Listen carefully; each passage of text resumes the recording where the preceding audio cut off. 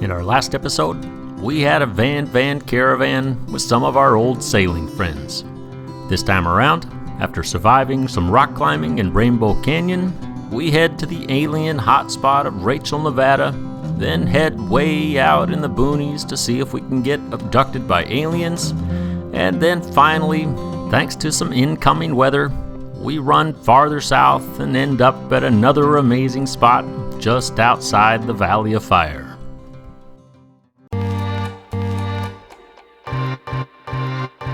With not much internet access or cell phone service for the last couple of weeks, we've been relying on the old school way of finding our way around.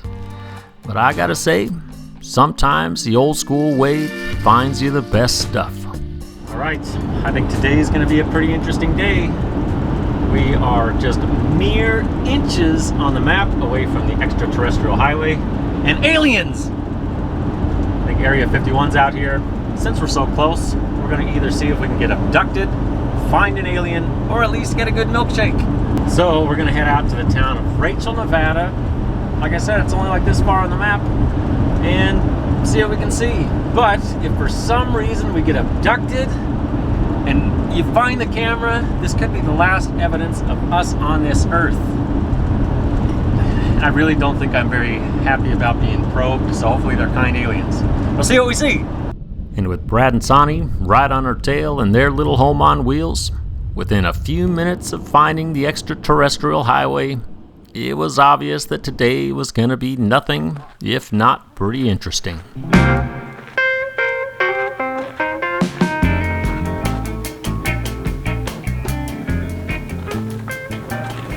Check out the picture on the onesie, Jeff. Well, we're definitely on the right track. Look at that thing.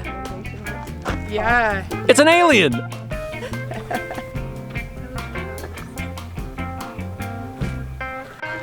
But with this place offering not much more than a whole lot of trinkets and weird souvenirs, after a quick stop, we were out of there.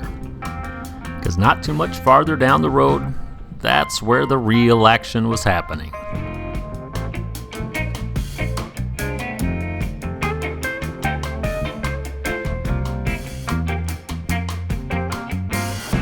Made it. Will we make it out though? That's the big question. We made it. We made it. And we're self-parked.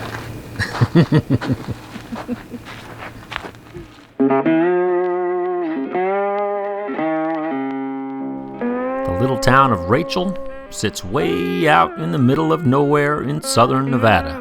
And with a population that hovers right around 50, bustling is not a word you'd use to describe this town. But with Rachel being the closest town to the famed alien hotspot of Area 51, and with rumors and legends of alien activity steeped in the town's lore, it was pretty obvious we were in the right spot to not only up our chances of getting abducted, but also hopefully get a decent meal.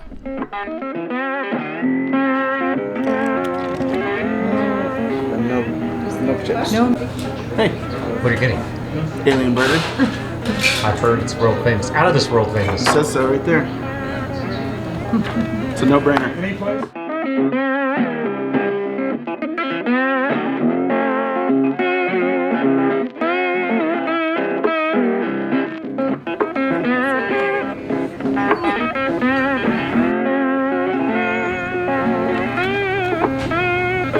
Alien sausage. Everything I dreamed. Out of this world. It is. Yeah. It's delicious, actually. Is it extraterrestrial? With some out of this world burgers down our gullet, but with no alien sightings just yet, the little town of Rachel, Nevada was in our rearview mirror.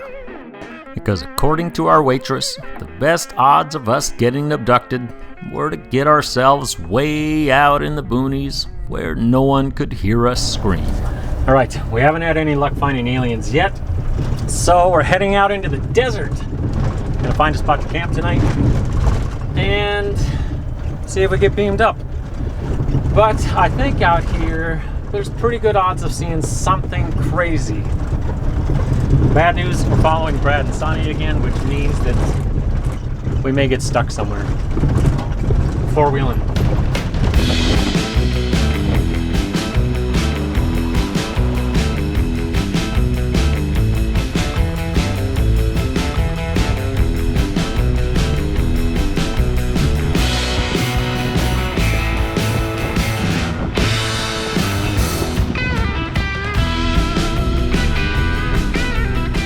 After amazingly not getting stuck in the sand and putting a whole lot of miles between us and the highway, we were definitely lost, which means it's time to regroup and figure out a plan. Hey there, Captain. How's it going back here? Good. Would you like some runs? You ever gonna let us go first again? Never. This is the last time you're in charge. But you can have some candy. It looks like there's a crater of some sort up there. Oh, we like craters. Sound good? Oh, That's this ride definitely just, like, goes on forever. yeah. There's definitely alien territory next to a crater. Yeah, Yep. we should go check that out. So after somewhat of a plan and a little bit more driving way out in the boonies, we found ourselves a spot to camp for the night. And we had it all to ourselves.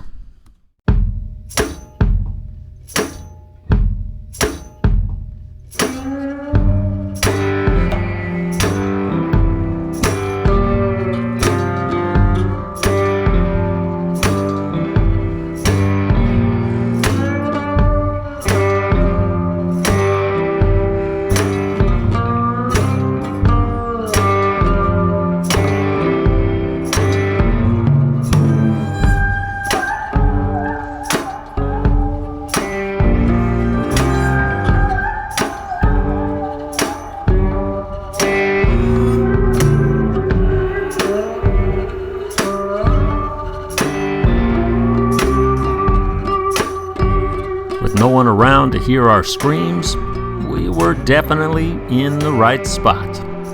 And with all that room to roam, even these two wild animals were pretty content.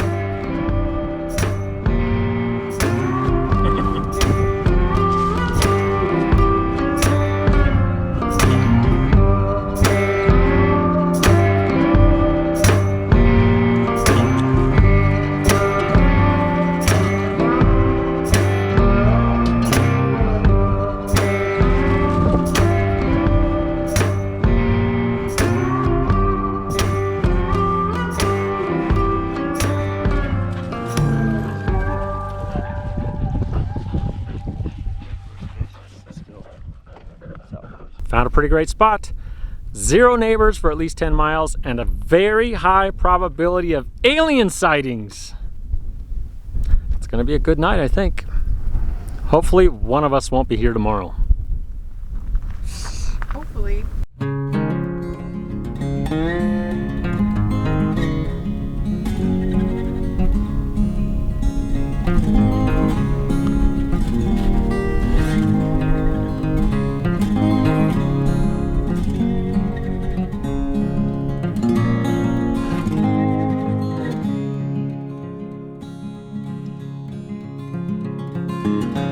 For me, this is about as good of a camping spot as we can ever find, with nobody around but us for miles and miles, and with a big grand view that seems to go on for just about ever. But what makes it even better is when the sun drops over the horizon and those colors from the big wide open desert, they come alive.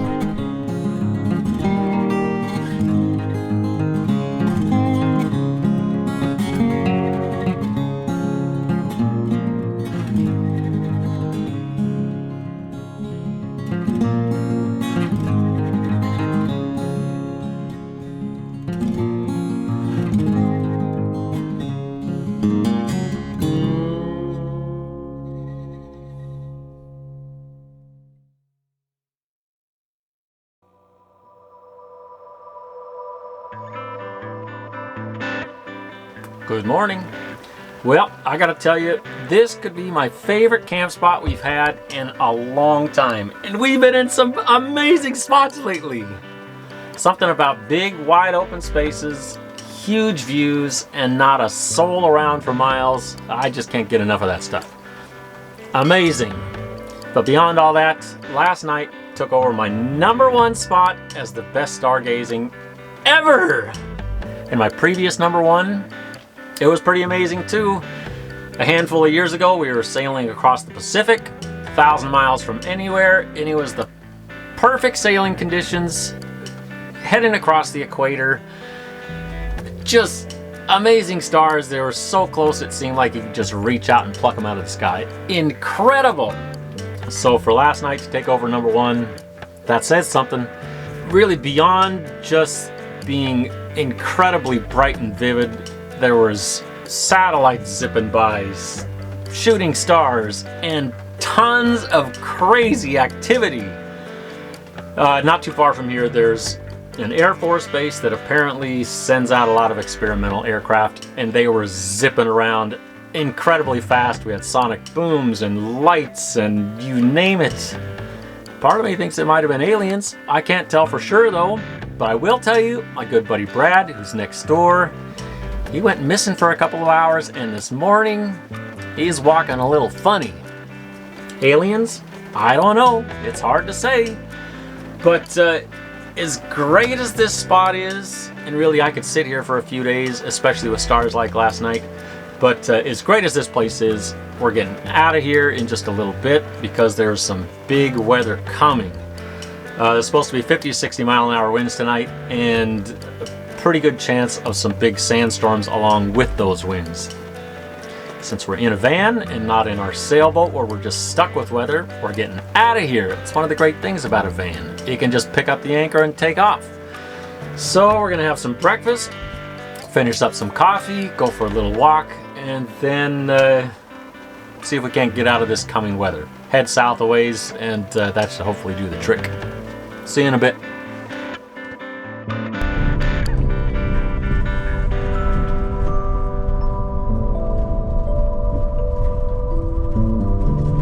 Well, I think the challenge this morning is going to be finding our way out of here. When we came in yesterday, we sort of just bombed our way down the desert, took some rights and some lefts, zigzagged our way around, and ended up where we ended up.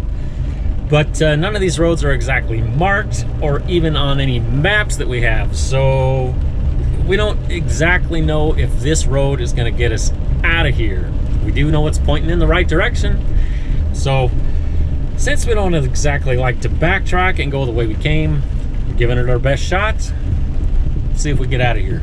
If we don't, turn around, we'll go the other way. And so, after zigzagging our way out of the boonies and spending a little bit of time on the open highway, we find ourselves zigzagging our way back into the boonies and crawling our way slowly up into another amazing spot, just in time to watch the sun go down.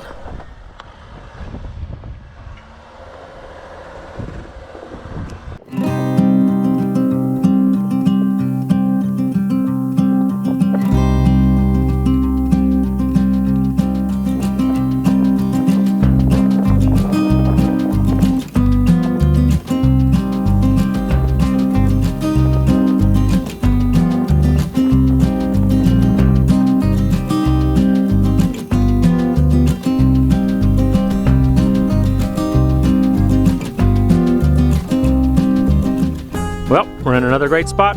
This is out in the boonies near the, where are we?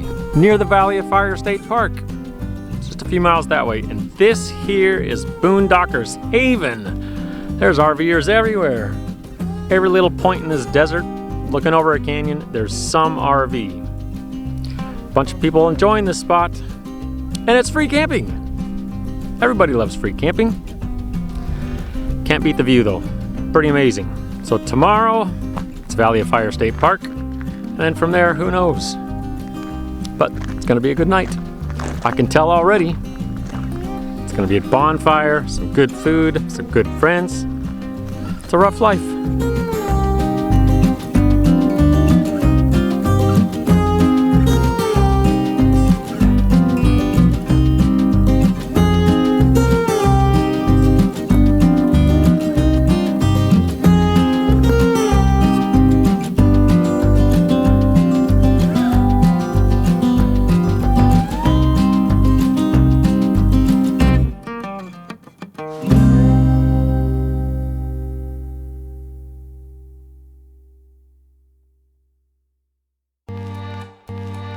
But that's about it for this episode. Thanks for watching, and join us next time as we make our way into the Valley of Fire. We find ourselves in the middle of some incredible wildlife, and we find some amazing hidden gems along the way.